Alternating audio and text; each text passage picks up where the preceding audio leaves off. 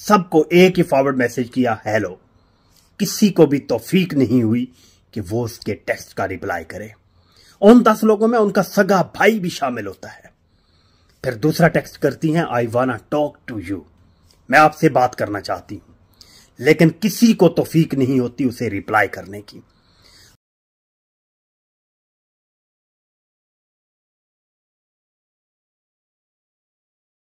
बिस्मिल्लाहिर्रहमानिर्रहीम।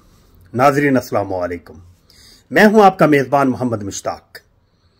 हुमैरा असगर अली के mobile phones bill आखिर पुलिस अनलॉक करने में कामयाब हो जाती है, क्योंकि हुमैरा असगर अली की अलमारी से एक डायरी मिलती है जिसके अंदर उसके तमाम वेबसाइट्स के, जीमेल आईडी के, मोबाइल फोन्स के पासवर्ड लिखे हुए होते हैं। तो वो पासवर्ड लगा के पुलिस ने हुमैरा असगर अली के मोबाइल फोन्स अनलॉक किए। तो मोबाइल फोन्स में से एक इंतहाई दर्दनाक एस्पेक्ट सामने आया। वो ये था कि हुमैरा असगर अली ने अपने मरने से 72 घंटे पहले, तकरीबन 3 दिन पहले, अपने इंतहाई 10 लोगों को मैसेज किए। पहला मैसेज सबको एक ही फॉरवर्ड मैसेज किया, हेलो। किसी को भी तौफीक नहीं हुई कि वो उसके टेक्स्ट का रिप्लाई करे। उन 10 लोगों में उनका सगा भाई भी शामिल होता है। फिर दूसरा टेक्स्ट करती हैं, आई वाना टॉक टू यू, मैं आपसे बात करना चाहती हूं। लेकिन किसी को तौफीक नहीं होती उसे रिप्लाई करने की। आप याद रखिएगा कि पड़ोसियों के भी हकूक होते हैं। इवन आपके पड़ोस में नॉन मुस्लिम हैं, उनके भी हकूक इस्लाम ने रखे हैं। तो ये तो आपकी क्लोज फ्रेंड थी, आपकी सगी बहन थी। आपने क्यों नहीं रिप्लाई किया? आप उसकी मदद को क्यों नहीं पहुंचे? उसकी हालत कसमपुर्सी की थी, या और कोई बेचारगी थी, या जो भी था, उसने 10 लोगों को मदद के लिए पुकारा, लेकिन किसी ने भी रिप्लाई करने की ज़ामत नहीं की।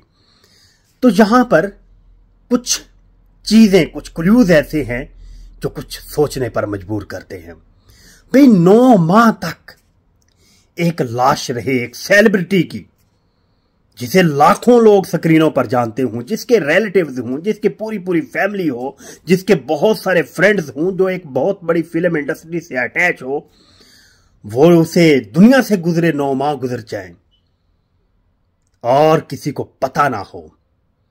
ये बहुत कुछ अधूरे सवाल जो है ना, वो यहां पर मौजूद है, जो किसी भी सेंसिबल शख्स को सोचने पर मजबूर कर देते हैं।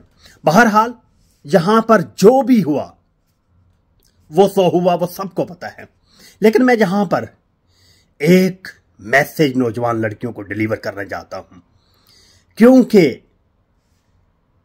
उसकी लाश, उसके मामलात, उसका ईच एंड एवरीथिंग, उसके दोस्तों का रवैया, उसकी फैमिली मेंबर्स का रवैया, उसके बाप का, उसके भाइयों का रवैया आप सब देख चुके हैं।